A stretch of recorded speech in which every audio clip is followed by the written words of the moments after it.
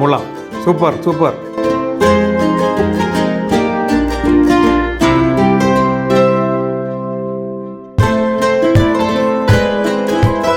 Hi friends, നമസ്കാരം. ഞാൻ ലിയ. എല്ലാവർക്കും രുചിഗ്രഹത്തിലേക്ക് സ്വാഗതം. ഇന്ന് ഞങ്ങൾക്ക് ഒരുപാട് നാളുകൾക്ക് ശേഷം നല്ല ഫ്രഷ് കരിമീൻ കിട്ടിയിട്ടുണ്ട്. കരിമീനും കൊണ്ട് ഏത് ഡിഷ് ചെയ്യാമെന്ന് ആലോചിച്ചപ്പോൾ ഞങ്ങൾ ഹെഡ് ഷെഫിനെ വിളിച്ച് ചോദിച്ചു. ഒരു കിടിലൻ റെസിപ്പിയുമായി ഹെഡ് ഷെഫ് പറന്നെത്തിയിട്ടുണ്ട്. എന്താണെന്ന് നോക്കാം. ഇന്ന് ഞാൻ നിങ്ങൾക്ക് വേണ്ടി പ്രിപ്പയർ ചെയ്യുന്നത് ഒരു സ്പെഷ്യൽ കരിമീൻ പൊള്ളിച്ചതാണ്. ഒരു സ്പെഷ്യൽ രുചിയിലാണ് ഞാൻ ഈ കരിമീൻ പൊള്ളിച്ച് ഉണ്ടാക്കുന്നത്. നമ്മുടെ റെസ്റ്റോറൻറ്റുകളിലൊക്കെ പോയി നമ്മൾ കഴിക്കുന്ന സമയത്ത് നമ്മുടെ പേഴ്സ് കാലിയാകുന്നല്ലാതെ രുചിയാ കിട്ടുന്നില്ല. അതുകൊണ്ട് വളരെ രുചികരമായ രീതിയിലാണ് ഈ കരിമീൻ പൊള്ളിച്ചത് തയ്യാർ ചെയ്തിരിക്കുന്നത്. അപ്പോൾ ഒട്ടും സമയം കളയേണ്ട റെസിപ്പിയിലേക്ക് പോവാം.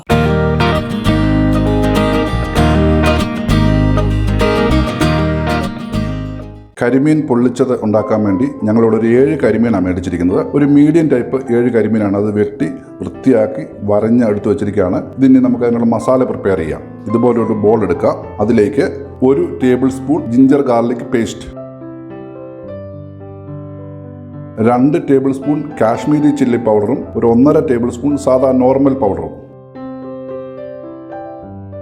1/2 ടീസ്പൂൺ പെപ്പർ പൗഡർ കുരുമുളക് പൊടി, ഒരു 1/2 ടീസ്പൂൺ മഞ്ഞൾപ്പൊടി,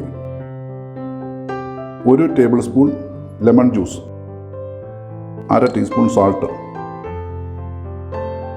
1.5 ടേബിൾ സ്പൂൺ വെളിച്ചെണ്ണ, കോക്കനട്ട് ഓയിലാണ് ഇതിന് വേണ്ടത്, ഒരു 2 നുള്ള് കായപ്പൊടി. നമുക്കൊന്ന് വൃത്തിയായിട്ട് കുഴച്ചെടുക്കാം. അതിൻ്റെ മസാല റെഡി ആയിട്ടുണ്ട്. ഇനി നമുക്ക് ഓരോ കരിമീനും എടുത്ത് ആ മസാല അതിൽ അപ്ലൈ ചെയ്യാം. ഇത് കൈകൊണ്ട് മാത്രമേ പറ്റുള്ളൂ, കാരണം നമ്മൾ ഈ വെട്ടൊക്കെ ഇട്ടേക്കുന്നത് ഇത് എടുത്തിട്ട് നല്ലതുപോലെ ആ വെട്ടിലെല്ലാം വെട്ടിയിട്ട് നമ്മളൊരു പ്ലേറ്റിലേക്ക് മാറ്റി വെക്കാം. ഇതിൻ്റെ അകഭാഗത്തും ഈ മെയിൻ കാര്യം ഇതിനകത്ത് നമ്മൾ ഈ വെട്ടിട്ടേക്കിനകത്തെല്ലാം മുളക് പൊടി നല്ലതുപോലെ കയറണം.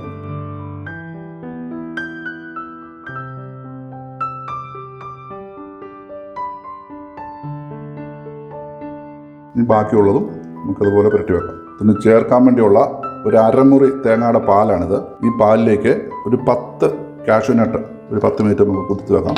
ഒരു 10-15 മിനിറ്റിന് ശേഷം മിക്സിയിൽ നല്ലതുപോലെ പേസ്റ്റായിട്ട് അടിച്ചെടുക്കണം. നമുക്ക് കരിമീൻ പൊള്ളിക്കാൻ വേണ്ടതായ മസാല തയ്യാറാക്കാൻ വേണ്ടി ഒരു പാൻ അടുപ്പിൽ വെച്ചിട്ടുണ്ട്. അതിലേക്ക് ഒരു 3 ടേബിൾ സ്പൂൺ വെളിച്ചെണ്ണ ഒഴിച്ചു കൊടുക്കാം. എണ്ണ ചൂടായിട്ടുണ്ട്. അതിലേക്ക് വെളുത്തുള്ളി 8 വെളുത്തുള്ളി ചെറുതായിട്ട് അരിഞ്ഞു വെച്ചതാണ്. ഇത് 1 കഷ്ണം ഇഞ്ചി പൊടിയായി കുത്തി അരിഞ്ഞതാണ്. ഇത് രണ്ടും കൂടെ ചേർത്ത് വെക്കും. ഇത് ഒന്ന് ഇളക്കി പച്ചമണം ഒന്ന് മാറട്ടെ. ഇഞ്ചിയും വെളുത്തുള്ളിയും നല്ലതുപോലെ മൂത്തിട്ടുണ്ട്. അതിലേക്ക് ഒരു 300 ഗ്രാം ചെറിയ ഉള്ളി ഒന്ന് ചെറുതായിട്ട് അരിഞ്ഞാണ്. അതുപോലെ തന്നെ ഒരു ചെറിയ സബോളയും കൂടെ ചെറുതായിട്ട് അരിഞ്ഞു വെച്ചിരിക്കുകയാണ്. അത് നമുക്കതിലേക്ക് ചേർക്കാം. നല്ലതായി ഇളക്കി കൊടുക്കാം. ഇതൊന്ന് വഴണ്ട് എണ്ണ വെളി വരണം. ഇപ്പോഴും നമ്മൾ പറയാറുള്ള പോലെ ഈ ഉള്ളി പെട്ടെന്ന് വഴണ്ട് കിട്ടാൻ വേണ്ടി ഒരു 1/4 ടീസ്പൂൺ ഉപ്പും കൂടെ ചേർത്ത് കൊടുക്കാം. സബോള നല്ലപോലെ വഴണ്ടിട്ടുണ്ട്. അതിലേക്ക് നമ്മളൊരു 3 ചെറിയ തക്കാളി ചെറുതായിട്ട് അരിഞ്ഞു വെച്ചാണ് അത് ചേർത്ത് കൊടുക്കാം. നല്ലതുപോലെ വഴണ്ടിട്ടുണ്ട്. നമുക്കിതിലേക്ക് ആവശ്യമായ മസാലകൾ ചേർക്കാം. ഒരു 1/4 ടീസ്പൂൺ മഞ്ഞൾപ്പൊടി, ഫ്ലെയിം ലോവിൽ വെച്ചുകൊണ്ടാണ് ഇടുന്നത് പൊടികളൊക്കെ. 3 ടേബിൾ സ്പൂൺ കാശ്മീരി മുളക് പൊടി, 1 teaspoon pepper powder, 1/2 teaspoon garam masala. Garam masala ഇല്ലെങ്കിൽ ഒരു കുറച്ച് പെരിഞ്ചീരകം പൊടിച്ച് ചേർത്താലും മതി. കായത്തിൻ്റെ പൊടി ഒരു 2 നുള്ള്, 1 ടേബിൾ സ്പൂൺ ലെമൺ ജ്യൂസ്, ഒരു 3 തണ്ട് കരിവേപ്പില. ഇനി ഇത് ഇളക്കിയിട്ട് ആവശ്യത്തിന് ഉപ്പ് നമുക്ക് ചേർക്കാം. തീ വളരെ കുറച്ചിട്ടാണ് നമ്മൾ ചെയ്യുന്നത്. ഈ മസാല ഒന്ന് മൂക്കണം, അതേ ഉള്ളൂ. മസാല ഒന്ന് നല്ലപോലെ ചൂടായിട്ടുണ്ട്. ഉപ്പ് ഒപ്പം നോക്കിയപ്പോൾ ഒരു ലേശം ഉപ്പിന് കുറവുണ്ട്. കുറച്ച് ഉപ്പൂടെ ചേർക്കുക. ചേർത്ത് നല്ലപോലെ ഇളക്കാം.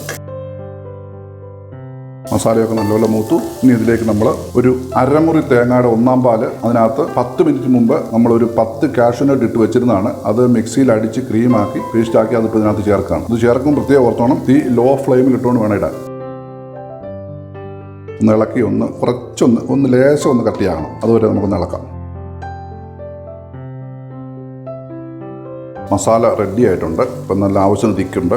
ഇത് നമുക്ക് സ്റ്റൗ ഓഫ് ചെയ്ത് ഒന്ന് തണുക്കാൻ വെക്കാം. മാറിനേറ്റ് ചെയ്ത് ഫ്രിഡ്ജിൽ വെച്ചിരുന്ന 7 കരിമീൻ 1 മണിക്കൂർ കഴിഞ്ഞിട്ടുണ്ട്. അതിപ്പോൾ നമ്മൾ പുറത്തിറക്കി. ഇനി ഇത് നമ്മൾ ബാക്കിയുള്ളതായ നടപടിക്രമങ്ങളിലേക്ക് പോവുകയാണ്. കരിമീൻ പൊള്ളിച്ചതിന് ആദ്യത്തെ ഭാഗമായിട്ട് നമ്മൾ ഇതൊന്ന് ഫ്രൈ ചെയ്തെടുക്കണം. ഷാലോ ഫ്രൈ ആണ്. അതുകൊണ്ട് കുറച്ച് വെളിച്ചെണ്ണ ഈ പാനിലേക്ക് ഒഴിക്കുക. എണ്ണ ചൂടായിട്ടുണ്ട്. അതിലേക്കൊരു 3 തണ്ട് കരിവേപ്പില അതിൻ്റെ മേലിലേക്ക് ഇടുകയാണ്. കരിവേപ്പില എത്ര ഇട്ടുന്ന അത്രയും നല്ല രുചിയുള്ളതാണ്. അതിൻ്റെ മുകളിലേക്ക് കരിമീൻ നമുക്ക് റോസ്റ്റ് ചെയ്തെടുക്കാം. ഷാലോ ഫ്രൈ ആണ്, അതുകൊണ്ട് അധികം വേകണ്ട. ഒരു 3/4 മൂപ്പ് വെന്താൽ മതി. ഇനി ഇലക്കകത്തിരുന്ന് വേണ്ടതാണ് സാധനം. കരിമീൻ ഈ ഒരു സൈഡ് ഇട്ട സൈഡ് മുന്തിട്ടുണ്ട്. നമുക്കൊന്ന് തിരിച്ചും മറിച്ചിട്ടൊന്ന് മറിച്ചിടാം. കറക്റ്റായിട്ടുണ്ട് ഈ സൈഡ്. അതുപോലെ തന്നെ മറ്റേതുകൊണ്ട് മറിച്ചിടാം. ഇത് കരിമീൻ നല്ലപോലെ അങ്ങ് പൊള്ളണ്ട, കാരണം ഇലക്കകത്തിട്ട് വേണ്ടതാണ്. ഈ സൈഡ് കൂടി ഇതുപോലെ ഒന്ന് മൂത്തെടുത്തിട്ടും. കരിമീൻ 2 സൈഡും നല്ലതിൽ മൂത്തിട്ടുണ്ട്. ഈ ഒരു പരുവം മതി, ഫുൾ വേവണ്ട, ഒരു 3/4 വേവ്. ഇപ്പോൾ ഞങ്ങൾ തീ ഓഫ് ചെയ്യാൻ പോവാണ്. ബാക്കിയുള്ള കരിമീനോട് ഇതുപോലെ തന്നെ ഫ്രൈ ചെയ്തെടുക്കാം. നമ്മുടെ കരിമീൻ പൊള്ളിക്കാൻ വേണ്ടി ഇതുപോലൊരു ഇല വാട്ടിയെടുത്ത് വെച്ചിട്ടുണ്ട്. അതിൻ്റെ മേളിലേക്ക് ഒരു ചെറിയ പീസ് കൂടെ വെക്കുകയാണ്, കരിഞ്ഞു പോകാതിരിക്കാൻ വേണ്ടിയാണ്. നമ്മൾ ഉണ്ടാക്കി വെച്ചതായ മസാലയിൽ നിന്നും ഒരു സ്പൂൺ എടുത്തിട്ട് ഇതിൽ നിരത്തിയിടുക. നിരത്തിയിട്ട ശേഷം നമ്മുടെ പൊള്ളിച്ച് വെച്ചിരിക്കുന്ന കരിമീൻ അതിൻ്റെ മേളിലേക്ക് വെക്കുന്നു. അതിൻ്റെ മേളിലേക്ക് ഒരു സ്പൂണ് മസാല, ഒരു സ്പൂണല്ല, അതിൻ്റെ ആവശ്യമുള്ള മസാല.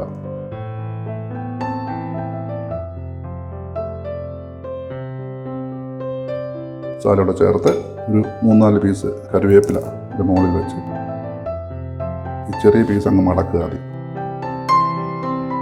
മടക്കിയ ശേഷം ഇവിടുന്ന് വലിച്ച് വെച്ചു, ഇന്ന് വെച്ചു.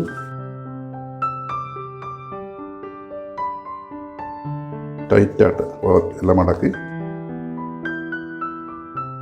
ചരട് കൊണ്ട്, വാഴയിലയുടെ ചരട് തന്നെയാണിത്,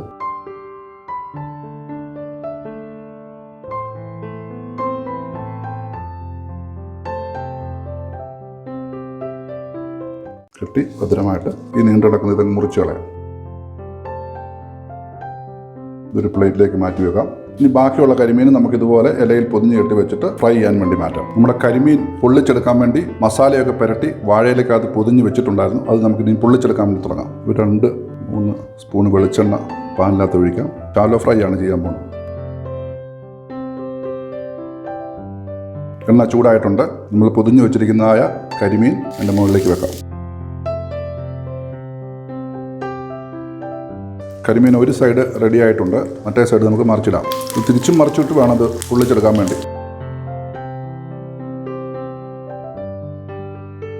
ഞങ്ങൾക്കിവിടെ സുലഭമായിട്ട് കരിമീൻ കിട്ടിയതുകൊണ്ടാണ് ഞങ്ങൾ ഈ കരിമീൻ ഇതുപോലെ ഉണ്ടാക്കിയത്. അഥവാ ഇനി കരിമീൻ കിട്ടിയില്ലെങ്കിലും വലിയ സിലോപ്പിയ, ഒരു മീഡിയം ടൈപ്പ് സിലോപ്പിയായോ അല്ലെങ്കിൽ ഒരു മീഡിയം ടൈപ്പ് ചേരി, ഇങ്ങനെയുള്ള മീനുകളൊക്കെ കിട്ടിയാൽ ഇതുപോലെ തന്നെ നമ്മൾ ഈ കാണിച്ചതായ റെസിപ്പി ഉപയോഗിച്ച് ചെയ്യുകയാണെങ്കിൽ വളരെ രുചികരമായിരിക്കും. കരിമീൻ തന്നെ വേണമെന്നില്ല. കരിമീൻ റെഡി ആയിട്ടുണ്ട്. ഇതിൻ്റെ ഈ ഒരു ബ്രൗൺ കളർ ഇതിൻ്റെ പുറത്ത് വന്നിട്ടുണ്ട്.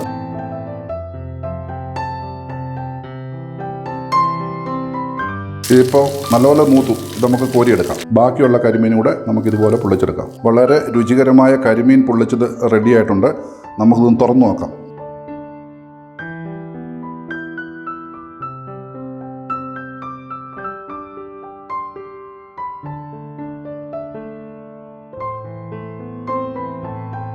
നല്ല ബേക്ക് ആയിട്ടുണ്ട്. അപ്പോൾ നമ്മുടെ കരിമീൻ പൊള്ളിച്ചത് എങ്ങനെയുണ്ടെന്ന് നോക്കിക്കും.